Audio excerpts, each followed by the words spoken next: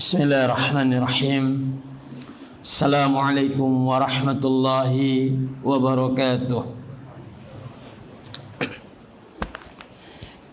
Innal hamdalillah nahmaduhu wa nasta'inuhu wa nastaghfiruh wa na'udzu billahi min shururi anfusina wa min sayyiati a'malina.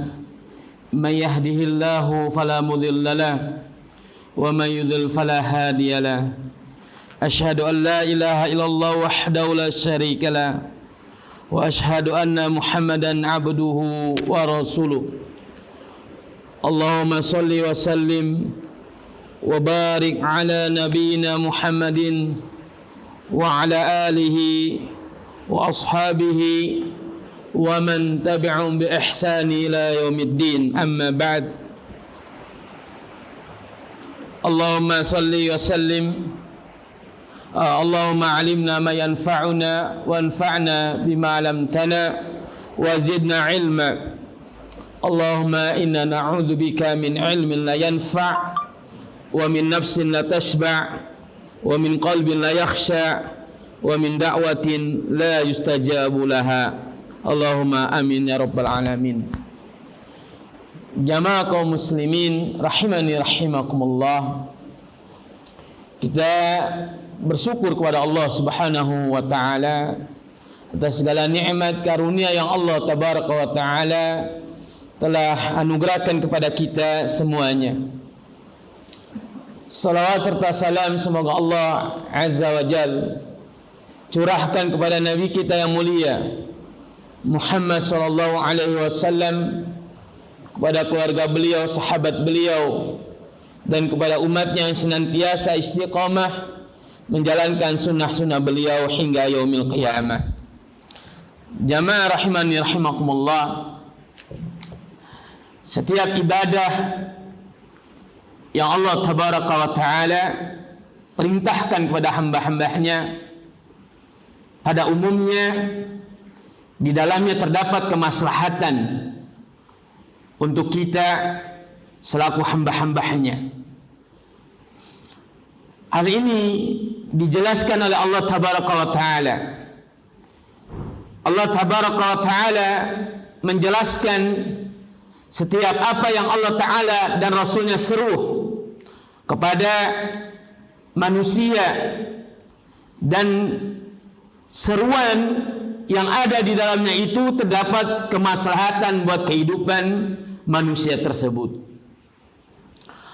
Allah azza wa jal berfirman dalam surat Al-Anfal, kata Allah subhanahu wa ta'ala, ya ayyuhalladzina amanu, wahai orang-orang yang beriman, istajibu lillahi walil rasuli idza da'akum lima yuhyikum wa'lamu anna allaha yahulu bainal mar'i wa qalbihi wa annahu ilaihi tuhsyarun.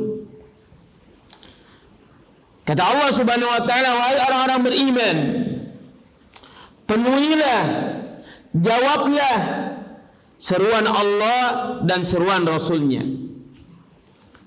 yang mengajak kamu kepada sesuatu yang dapat memberi kehidupan kepadamu, dan ketahuilah bahwa sesungguhnya Allah membatasi antara manusia dan hatinya, dan sesungguhnya kepadanya lah kamu akan dikumpulkan.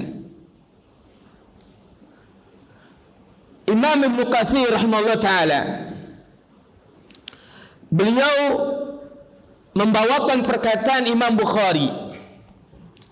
Kata Imam Bukhari di dalam kitab Tafsir Ibnu Katsir halaman 394 jilid 2, kata Imam Bukhari, istajibu ay ajibu.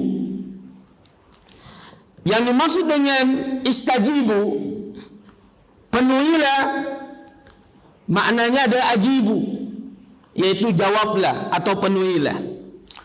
Sedangkan yang dimaksud dengan lima yuhyikum, yaitu sesuatu yang dapat memberi kehidupan kepada kamu, makna kata Imam Bukhari adalah lima yuslih hukum, yaitu sesuatu yang dapat memberikan kemaslahatan hidup bagi kalian atau bagi kamu. Maka tatkala Allah Subhanahu wa taala memerintahkan akan satu perintah, demikian juga Rasulullah sallallahu alaihi wasallam memerintahkan akan satu perintah, maka di dalam perintah tersebut terdapat kemaslahatan bagi kita. Jamaah yang Allah Ta'ala muliakan. Demikian juga hal ini dijelaskan oleh Syekh Abdurrahman bin Nasir As-Sa'di rahimahullah ta'ala. Beliau tatkala menafsirkan ayat yang mulia ini, yaitu surat Al-Anfal ayat 24. Apa kata beliau? Idza da'akum lima yuhyikum, ay wasfun mulazimu likulli ma da'a Allah wa rasuluhu ilaihi wa bayanun lifaidatihi wa hikmatihi fa inna hayatal qalbi war ruhi bi'ubudiyyati Allah ta'ala wa luzumi ta'atihi wa ta'ati rasulihi 'ala ad-dawami. Beliau mengatakan bahwa kebaikan dan kemaslahatan itu merupakan sifat yang selalu ada pada semua ibadah. Jadi Pak, semua ibadah itu Pak yang Allah Ta'ala perintahkan pada kita, semuanya di dalamnya terdapat kebaikan, dan demikian juga di dalamnya terdapat kemaslahatan. Karena kebaikan dan kemaslahatan itu merupakan sifat yang ada dan yang selalu ada di dalam ibadah. Di dalam ibadah yang Allah Subhanahu wa taala dan Rasulnya sallallahu alaihi wasallam perintahkan. Dan bahkan ayat yang mulia ini kata beliau merupakan penjelasan tentang faidah dan hikmah dari semua ibadah yang Allah Azza wa Jalla syariatkan. Karena kehidupan hati dan jiwa manusia yang itu merupakan sumber kebaikan dalam diri manusia, dia akan hidup dan senantiasa akan hidup dengan cara beribadah kepada Allah Subhanahu wa taala. Dengan cara beribadah dan dengan cara selalu mentaati Allah dan mentaati Rasulnya sallallahu alaihi wasallam. Maka para ulama salaf rahimahullah ta'ala, mereka mengatakan bahwa di antara salah satu ciri hati seorang manusia itu hidup dan sehat adalah idza fatahu wirduhu aw ta'atun min at-ta'ati wajada lidzalika alaman a'zamu man ta'allama al-harisu bi fawati malihi wa faqdihi min ta'allamil harisi bi fawati malihi wa faqdihi. Salah satu tanda kata ulama salaf atau para ulama salaf atau sebagian ulama salaf, salah satu tanda hati yang hidup yaitu apabila seseorang merasa cemas tatkala dia melewatkan suatu bagian dari kebaikan dan ketaatan, dan dia akan mendapatkan rasa sakit yang pedih atau rasa sakit yang lebih besar daripada seseorang yang tamak terhadap hartanya yang hilang dan luput darinya. Jadi kalau hati seseorang itu hidup dan sehat, maka tatkala dia terluput dari kebaikan, dia tidak dapat melakukan satu kebaikan saja, atau tidak dapat melakukan ketaatan kepada Allah Subhanahu wa taala, maka dia akan merasa sakit, Pak. Akan merasakan sakit yang sangat pedih daripada seorang yang tamak terhadap harta, terhadap kemewahan, yang kemewahan dan harta itu hilang dan luput dari dia. Ini salah satu tanda hidupnya hati seseorang. Dan sebaliknya, kalau hati sudah mati, dia tidak ada merasakan sesuatu sedikit pun di dalam hatinya. Meskipun dia telah meninggalkan banyak kebaikan, dia telah meninggalkan banyak ketaatan kepada Allah Tabaraka wa Ta'ala, maka hatinya tidak memiliki pengaruh sedikit pun. Dikarenakan hatinya sudah keras, dan juga dikarenakan hatinya sudah mati. Karena manusia yang sangat jauh dan paling jauh dari Allah Subhanahu wa Ta'ala adalah manusia yang dia memiliki hati yang mati. Hati yang mati, dia menjadi manusia dan hamba Allah yang sangat jauh dari Allah Subhanahu wa Ta'ala. Jamaah yang Allah Ta'ala muliakan, inilah hikmah dan faidah dari ibadah yang Allah Subhanahu wa Ta'ala perintahkan pada kita. Maka ibadah itu memiliki pengaruh yang sangat baik bagi seorang muslim. Demikian yang dikatakan oleh Abdullah bin Abbas radhiyallahu anhuma. Abdullah bin Abbas radhiyallahu anhuma pernah mengatakan di dalam sebuah kitab yang ditulis oleh Al-Imam Ibnu Qayyim Az-Zawjiyah rahimahullah ta'ala, yaitu kitab itu bernama Al-Wabilus Sayyib. Apa kata Ibnu Abbas radhiyallahu anhuma? Kata Ibnu Abbas radhiyallahu anhuma, inna lil hasanati dhiya'an fil wajhi wa nuran fil qalbi wa quwwatan fil badani wa sa'atan fil rizqi wa mahabbatan fi qulubil khalqi wa inna lisayyiati sawadan fil wajhi wa zulmatan fil qalbi wa wahnan fil badani wa nuqsan fil rizqi wa bighadatan fi qulubil khalqi.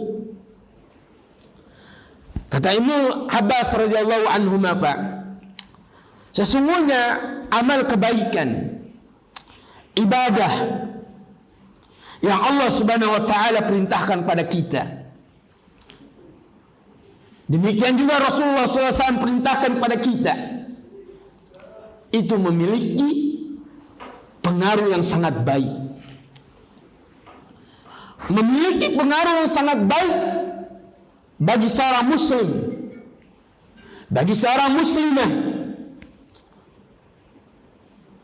Pengaruh tersebut, kata Abdullah bin Abbas radhiyallahu anhu, adalah yang pertama, diya'an fil wajhi, yaitu kecerahan pada wajah. Kecerahan pada wajah dikarenakan dia banyak melakukan wudu dan wajahnya menjadi cerah. Kemudian yang kedua, wa nuran fil qalbi, yaitu cahaya pada hatinya. Wa quwwatan fil badani, yaitu kekuatan pada tubuhnya, pada jasadnya. Wa sa'atan fil rizqi, dan keluasan rizki.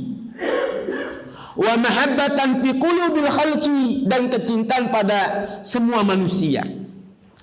Artinya orang yang taat kepada Allah tabaraka wa taala, orang yang taat melaksanakan apa yang Allah tabaraka wa taala perintahkan,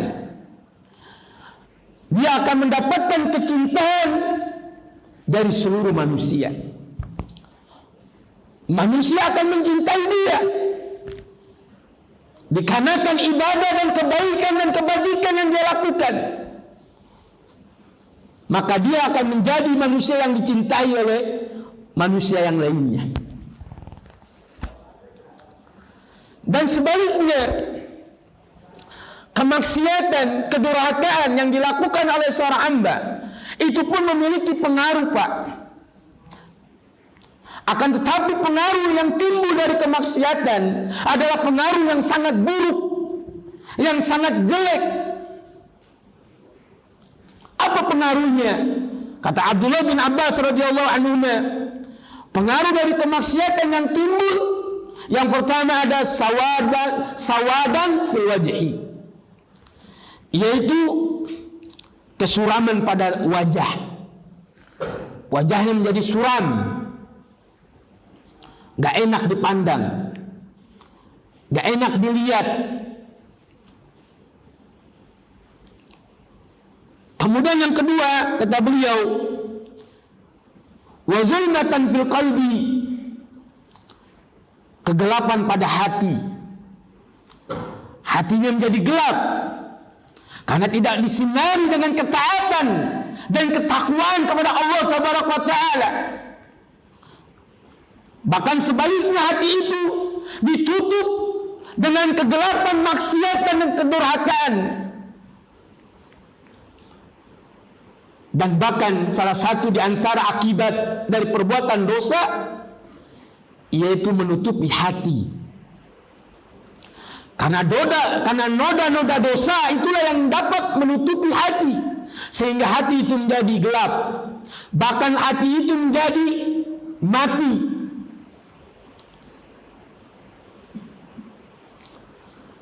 Kemudian kelemahan pada tubuh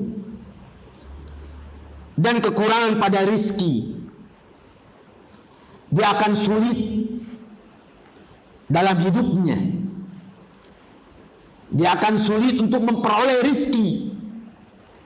Karena Allah tabaraka wa ta'ala mengatakan dalam Al-Quranul Karim, wa man yattaqillaha yaj'al lahu makhraja wa yarzuquhu min haitsu la yahtasib.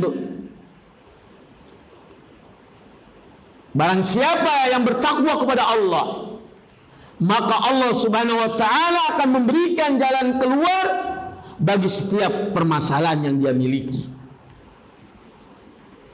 Dan Allah subhanahu wa ta'ala akan menganugerahkan rizki dari jalan yang dia tidak sangka-sangka.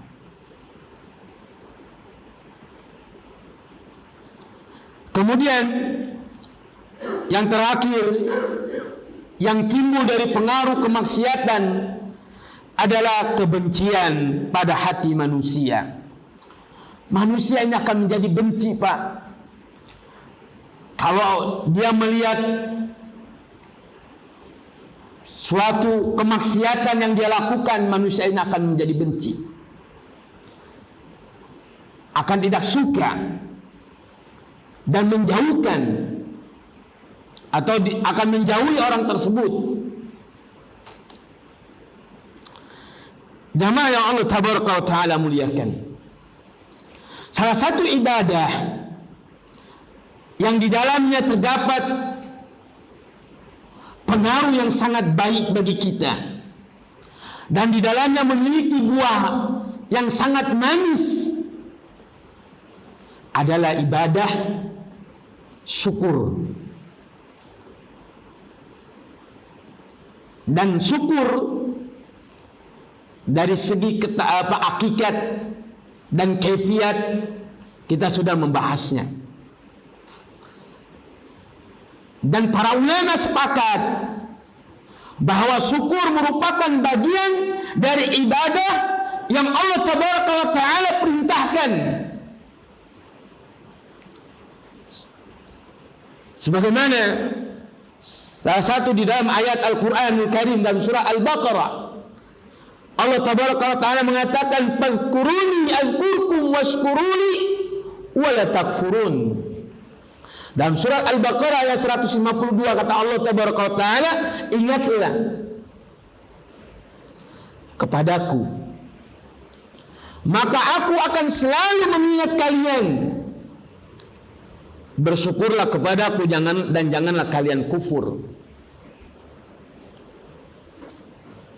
Di dalam ayat ini berisikan tentang perintah agar kita senantiasa selalu mensyukuri apa yang Allah Ta'ala berikan pada kita.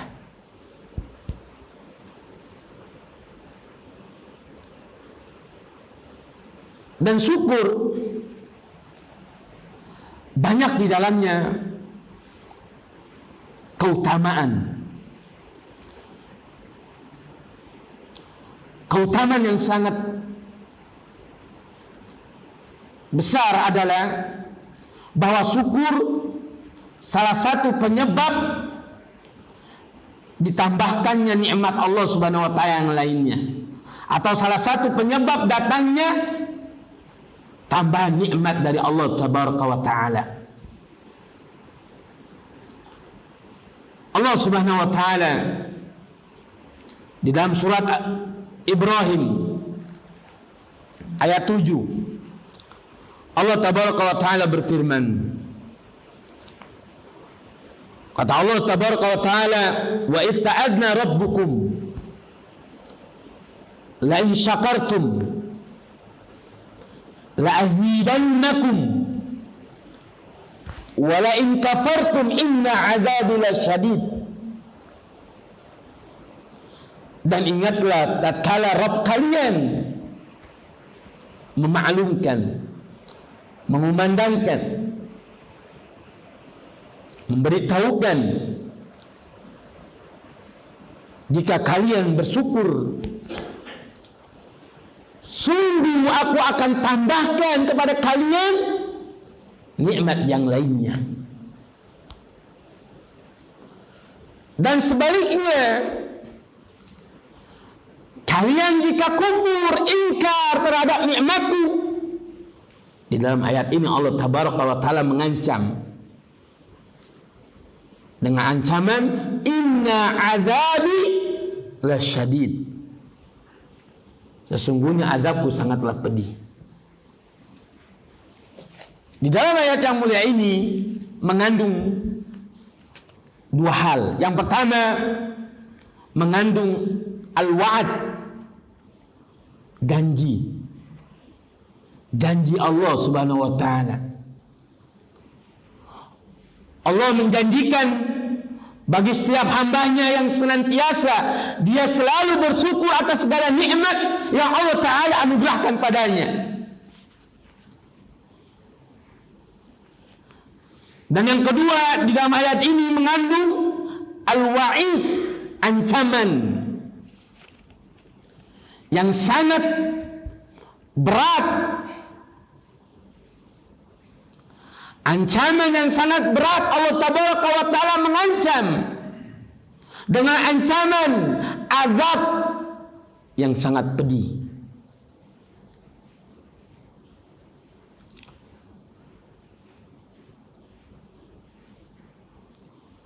Syukur atas segala nikmat Allah Subhanahu wa Ta'ala ini merupakan pengikat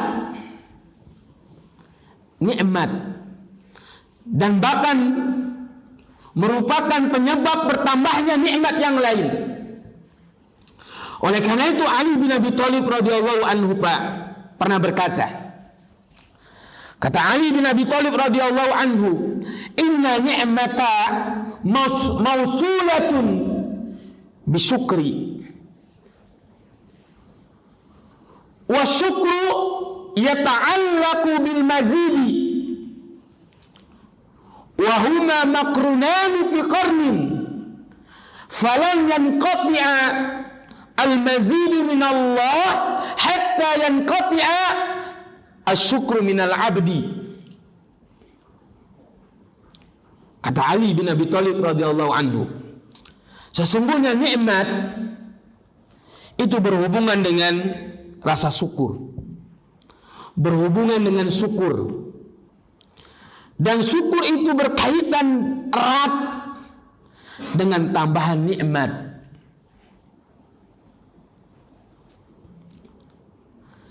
Bahkan keduanya itu Pak, saking eratnya, itu tidak bisa dilepaskan antara syukur dengan tambahan nikmat.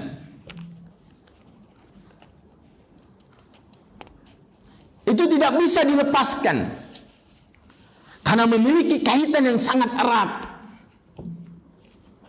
Tidak bisa dipisahkan satu dengan yang lainnya, antara syukur dengan nikmat, tambahan nikmat. Oleh karena itu kata beliau, al-mazid, yaitu tambahan nikmat dari Allah tabaraka wa taala, itu tidak akan terputus sampai terputusnya rasa syukur yang ada pada diri seorang hamba. Jadi selama hamba itu senantiasa bersyukur pada Allah, maka akan terus menerus Allah tabaraka wa ta'ala akan menambahkan nikmatnya yang lainnya, Pak.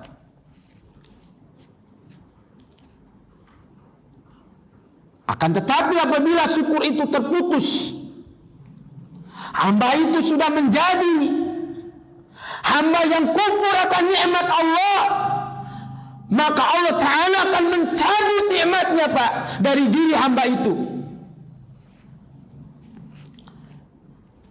Ini banyak contohnya.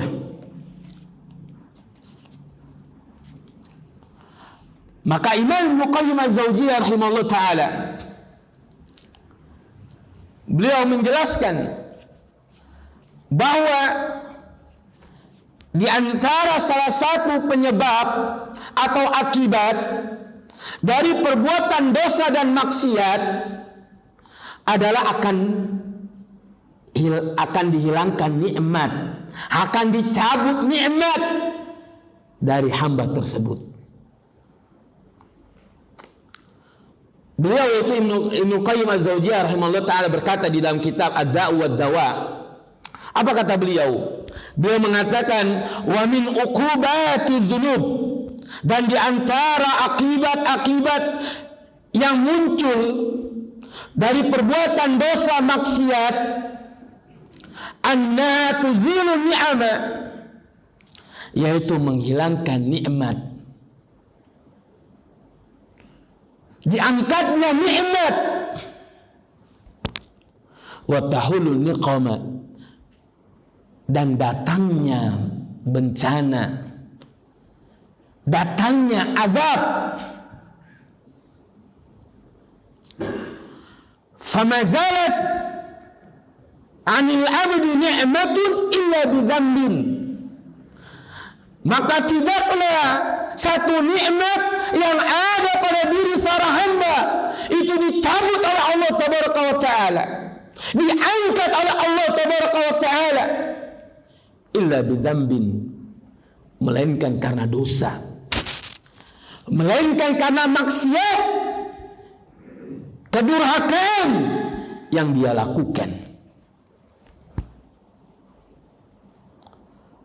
Wala halat bihi niqamatun illa bidzambin, demikian juga tidaklah satu azab atau Allah tidaklah mengazab satu kaum melainkan karena dosa, melainkan karena maksiat, kedurhakaan yang dia lakukan kepada Allah dan Rasulnya. Wala rufi'a bala'un illa bitaubatin, dan tidaklah bala, bencana, musibah Allah Ta'ala akan angkat, Allah Ta'ala akan akhirkan, Allah Ta'ala akan hentikan, illa bitaubah, kecuali dengan taubat, kecuali dengan kembali kepada Allah Tabaraka wa Ta'ala, kecuali dengan memperbaiki dirinya, bertobat kepada Allah, menjalankan apa yang Allah Ta'ala perintahkan, dan menjauhkan segala apa yang Allah Ta'ala larang. Maka jamaah kaum muslimin yang Allah Ta'ala muliakan, Allah Subhanahu wa Ta'ala tidak akan pernah mengazab satu kaum selama kaum itu beriman dan bersyukur kepada Allah Subhanahu wa Ta'ala.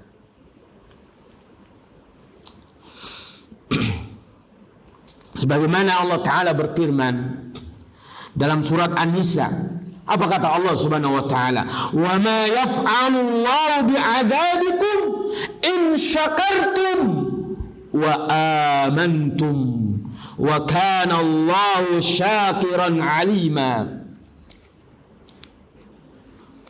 Tidaklah Allah akan mengazab kalian jika kalian bersyukur dan beriman, dan sungguh Allah itu syakir, yaitu maha mensyukuri lagi maha mengetahui. Lihat dalam ayat ini, Pak. Yang pertama, buah manis dari syukur, Allah Ta'ala akan menambahkan nikmatnya yang lain. Dan yang kedua, buah manis dari syukur, Allah Tabaraka wa Ta'ala Allah Tabaraka wa Ta'ala tidak akan mengazab karena dia bersyukur atas nikmat Allah, karena dia beriman kepada Allah Tabaraka wa Ta'ala. Dia menggunakan nikmat Allah untuk melakukan ketaatan kepada Allah Tabaraka wa Ta'ala. Jadi syukur akan bertambah nikmat, syukur akan terhalang dan terhindar dari azab Allah Subhanahu wa Ta'ala.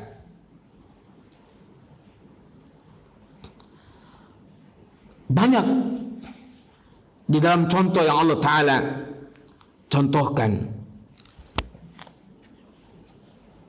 Kisah yang terkenal di dalam Al-Quran adalah kisah Qarun. Lihat Qarun, Pak. Tatkala Allah Subhanahu wa Ta'ala telah berikan harta yang begitu banyak, akan tetapi Qarun mengelak, membantah. Dia mengatakan bahwa sesungguhnya harta yang dia dapatkan itu yang ada pada diri dia karena ilmu yang ada pada dirinya, karena kepandaiannya dia, karena kecerdasannya dia. Kata Allah Subhanahu wa Ta'ala dalam surah Al-Qasas ayat 78, "Qala innama utituhu ala ilmin indi awalam ya'lam anna Allah qad halaka min qablihi minal qurun man wa asaddu minhu quwwatan wa aktsaru jam'an wa la yus'al an dzunubihim al-mujrimun." Qarun berkata, sesungguhnya aku hanya diberi harta itu karena ilmu yang ada padaku. Lihat. Harta yang dimiliki oleh Qarun, dia mengakui bukan pemberian dari Allah Tabaraka wa Ta'ala, bukan anugerah dari Allah Tabaraka wa Ta'ala.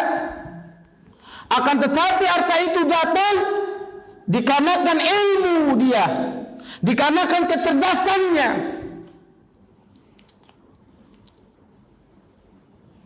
Kemudian kata Allah, dan apakah dia tidak mengetahui bahwasanya Allah sungguh telah membinasakan umat-umat sebelumnya yang lebih kuat daripadanya dan lebih banyak mengumpulkan harta. Dan tidaklah perlu ditanya kepada orang-orang yang berdosa itu tentang dosa-dosa mereka. Sebelum Qarun masih ada contoh-contoh yang lainnya. Contoh yang lainnya apa? Kaum Ad. Betul tidak, Pak? Apa kata Allah Subhanahu wa Ta'ala mengenai kaum Ad? Kata Allah Subhanahu wa Ta'ala,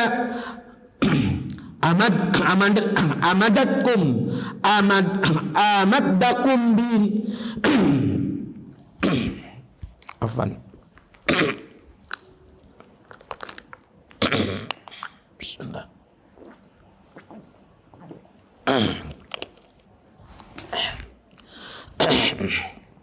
Kata Allah Subhanahu wa taala, amadatkum bi an'ami wa banin wa jannatin wa uyun. Allah telah menganugerahkan kepadamu an'am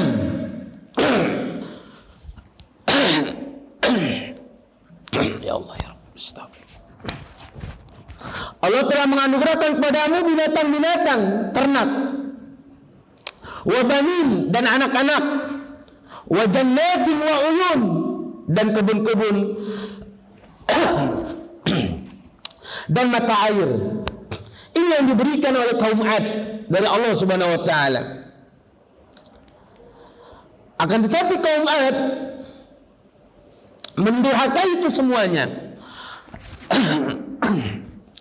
Kaum Ad mengkufuri itu semuanya. Mereka tidak bersyukur pada Allah Subhanahu wa taala. Mereka ingkar atas pemberian dari Allah dari Allah Tabaraka wa taala. Maka Allah Subhanahu wa taala menurunkan atau memberikan awan, yang dari awan itu menurunkan hujan kepada mereka. Lalu apa yang terjadi? Allah Subhanahu wa taala menghancurkan seluruh yang ada pada kaum Ad. Bal huwa masta'jaltum bihi rihun fiha 'adzabun alim tudammiru kulla syai'in bi amri rabbiha. Bukan, namun itulah azab yang kamu minta supaya datang dengan segera, yaitu angin yang mengandung azab yang sangat pedih. Kemudian Allah menghancurkan segala sesuatu dengan perintah Rabb-Nya. Kemudian angin tersebut menghancurkan seluruh apa saja yang ada pada kaum Ad dengan perintah Rabb-Nya. Ini juga disebabkan karena kufur akan nikmat Allah Tabaraka wa taala. Jadi jamaah yang Allah Tabaraka wa taala muliakan, banyak contoh di mana Allah Subhanahu wa taala mengazab orang-orang sebelum kita yang mana mereka kufur akan nikmat Allah Tabaraka wa taala. Maka jamaah yang Allah Tabaraka wa taala muliakan, buah manis yang kedua itulah Allah Subhanahu wa taala akan menjauhkan dari azabnya, atau Allah Tabaraka wa taala tidak akan mengazab satu kaum yang mana kaum itu senantiasa bersyukur dan beriman kepada Allah Tabaraka wa taala. Kemudian yang ketiga, adzan dulu ya. 6. Baik, adzan dulu, insyaallah kita akan lanjut. Baik. Bismillahirrahmanirrahim. Alhamdulillah wassalatu wassalamu ala Rasulillah wa ala alihi washabbihi ajmain, amma ba'd. Kita lanjutkan jamaah yang Allah taala muliakan. Buah manis syukur yang ketiga adalah Allah Subhanahu wa taala akan ridho kepada orang-orang bersyukur, atau syukur merupakan sebab datangnya keridhaan Allah Tabaraka wa taala. Karena inilah faidah secara umum yang timbul dari sebuah ibadah. Karena kalau kita tengok definisi ibadah yang pernah kita bahas sebelum pertemuan malam ini, Imam Syekhul Islam Ibnu Taimiyah rahimahullah taala mendefinisikan ibadah, kata beliau, adalah ismun jami'un likulli ma yuhibbu wa likulli ma yuhibbuhullahu wa yardahu minal aqwali wal af'ali adh-dhahirati wal batinati. Ibadah ada satu nama yang dia itu mencakup seluruh apa saja yang Allah tabaraka wa ta'ala cintai dan Allah tabaraka wa ta'ala ridhoi. Baik itu berupa perkataan atau perbuatan yang zahir maupun yang tidak zahir, atau yang nampak maupun yang tersembunyi. Dan syukur ini merupakan ibadah yang dapat mendatangkan keridhaan Allah tabaraka wa ta'ala, dan Allah tabaraka wa ta'ala akan ridho kepada hamba-hambanya yang senantiasa dia bersyukur atas nikmatnya. Apa kata Allah subhanahu wa ta'ala? Kata Allah subhanahu wa ta'ala, in takfuru fa innallaha ghaniyun ankum wa la yarda li ibadihi al-kufra wa in tashkuru yardahu lakum. Lihat dalam surat Az-Zumar ayat 7. Jika kamu kafir, kufur akan nikmat Allah, ingkar terhadap nikmat Allah, maka sesungguhnya Allah tidak memerlukan imanmu dan tidak meridhoi kekufuran tersebut bagi hambanya. Dan sebaliknya, jika kamu syukur, jika kamu bersyukur, niscaya dia meridhoi bagimu kesyukurannya itu. Lihat dalam ayat yang mulia ini, Pak. Yang pertama, Allah Ta'ala tidak meridhoi yang namanya kekufuran, tidak meridhoi yang namanya ingkaru nikmat, mengingkari nikmat. Dan yang kedua, di dalam ayat ini Allah Subhanahu wa ta'ala ridho terhadap syukur. Karena apa? Karena tadi syukur merupakan ibadah yang Allah Subhanahu wa ta'ala perintahkan kepada kita. Karena faidah, manfaat, pengaruh yang timbul dari ibadah adalah datangnya ridho Allah Subhanahu wa ta'ala. Kemudian yang keempat, buah manis dari syukur, Pak, Allah Subhanahu wa ta'ala akan memberikan ganjaran baik di dunia dan di akhirat.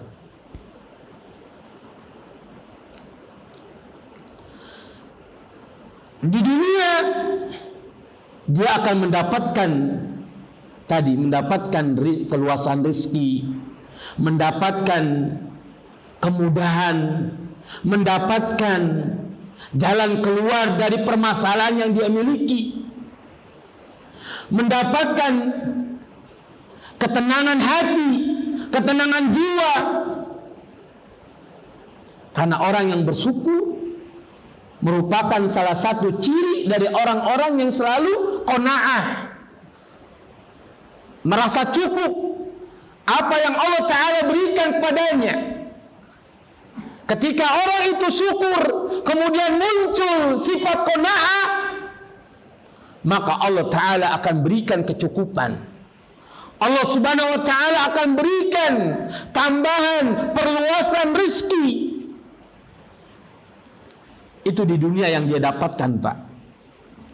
Kemudian di akhirat Allah Subhanahu wa ta'ala akan berikan ganjaran yang sangat besar, sebagaimana dalam surah Al-Imran ayat 145. Apa kata Allah Subhanahu wa ta'ala? Wa ma kana li nafsin an tamuta illa bi idnillahi kitaban muajjala wa man yurid thawabad dunya nu'tihi minha wa man yurid thawabal akhirati nu'tihi minha wa sanadzis syakirin. Sesuatu yang bernyawa tidak akan mati melainkan dengan izin Allah, sebagai ketetapan yang telah ditentukan waktunya. Barang siapa yang menghendaki pahala dunia, niscaya kami akan berikan kepadanya pahala dunia itu. Dan barang siapa yang menghendaki pahala akhirat, maka akan kami berikan kepadanya pahala akhirat. Dan sungguh orang-orang yang bersyukur akan kami beri ganjaran. Allah tabaraka wa ta'ala akan berikan ganjaran yang sangat besar. Imam At-Tabari rahimahullah ta'ala, Pak, di dalam kitab Tafsir At-Tabari beliau menjelaskan, kata beliau, maksudnya adalah karena bersyukur Allah akan memberikan kebaikan yang Allah janjikan di akhirat, dan Allah juga akan melimpahkan rezeki baginya di dunia. Lihat, di dunia dia akan beruntung, di akhirat dia akan lebih beruntung lagi. Kemudian yang terakhir, jamaah yang Allah Ta'ala muliakan, orang yang senantiasa selalu bersyukur, maka Allah Ta'ala akan mensifati dia menjadi hamba-hambanya yang senantiasa bersyukur, senantiasa yang selalu pandai bersyukur atas nikmat Allah.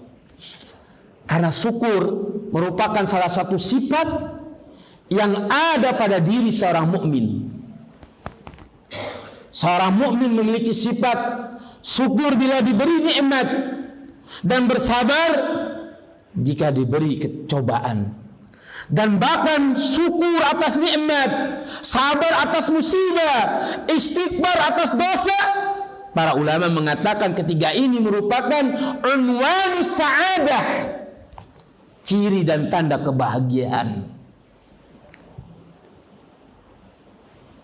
Sebagaimana dikatakan oleh Syekh Muhammad bin Abdul Wahhab rahimahullah ta'ala di dalam kitab Qawaidul Arba', di dalam muqaddimah kitab Qawaidul Arba', apa kata beliau? Idza u'tiya syakara, wa idza ubtuliya sabara, wa idza udhniba istaghfara, wa dzalika unwanu sa'adah. Kata Imam Muhammad bin Abdul Wahhab rahimahullah ta'ala, idza u'tiya syakara, apabila dia diberi nikmat, syakara, dia bersyukur. Wa idza ubtuliya sabara, apabila ditimpa musibah, diberikan cobaan oleh Allah tabaraka wa ta'ala, sabara, dia menghadapi dengan sabar. Dia ikhlas atas cobaan musibah yang Allah Ta'ala berikan padanya, kemudian dia menerimanya dengan sabar.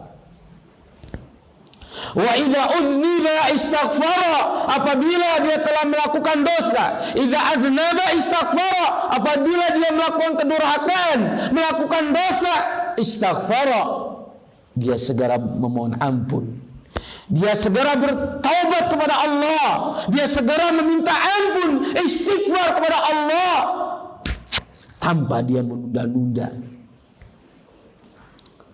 tanpa dia membiarkan dosa dan kemaksiatan yang dia lakukan. Dia ingat kepada Allah, kemudian istighfar, memohon ampun. Maka ketiga inilah merupakan salah satu tanda, bahkan faktor penyebab datangnya kebahagiaan pada diri seorang hamba. Maka sifat yang dimiliki oleh orang-orang beriman adalah dia bersyukur atas nikmat dan bersabar atas musibah, ujian.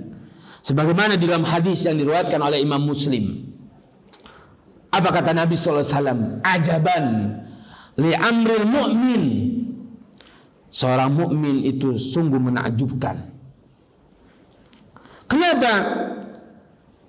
Inna amrahu kullu khair, semua perkara urusan yang ada pada diri seorang mukmin, semuanya itu baik. Tidak ada yang buruk, Pak. Walaysa dzaka li ahadin illa lil mu'min. Namun itu tidak akan terjadi kecuali hanya ada pada diri seorang mukmin. Kenapa? Karena orang mukmin dikatakan oleh Nabi, in asabathu sarrahu syakara fakana khairun lahu. Apabila dia diberikan kelapangan, kesenangan, rizki, syakara, dia bersyukur. Fakana lahu khairun, maka yang demikian itu baik bagi dia. Dan sebaliknya, wa in asabathu dharrahu sabara, jika dia diberi kesempitan, kesulitan, musibah, ujian, penyakit, kekurangan rezeki, permasalahan yang ada di dalam keluarga, dan lain sebagainya, dia menghadapi itu semua dengan sabar. Maka kata Nabi, fakana khairul lahu, yang demikian juga itu baik bagi dia. Jadi tidak ada yang buruk, Pak, pada diri seorang mukmin. Dapat nikmat, bersyukur, baik. Dapat musibah, bencana, ujian, bersabar, baik. Dan dengan itu semua akan datang yang namanya kebahagiaan. Baik kebahagiaan di dunia maupun di akhirat.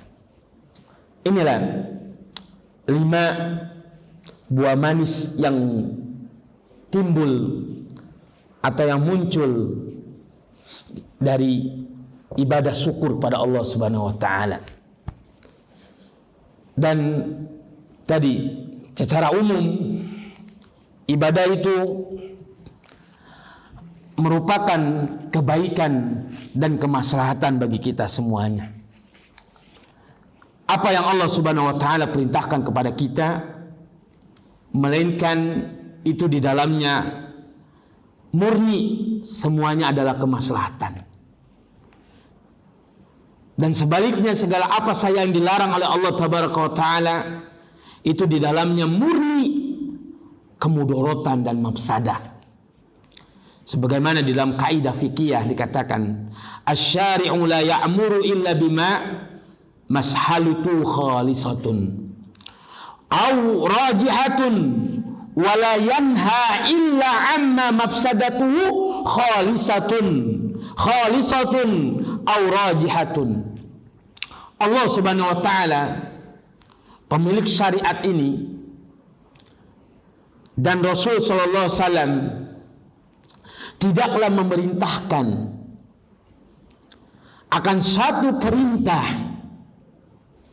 akan satu ibadah yang harus kita lakukan, yang harus kita laksanakan, Pak, kecuali itu murni akan mendatangkan kemaslahatan bagi kita, dan maslahatnya dominan, banyak. Dan sebaliknya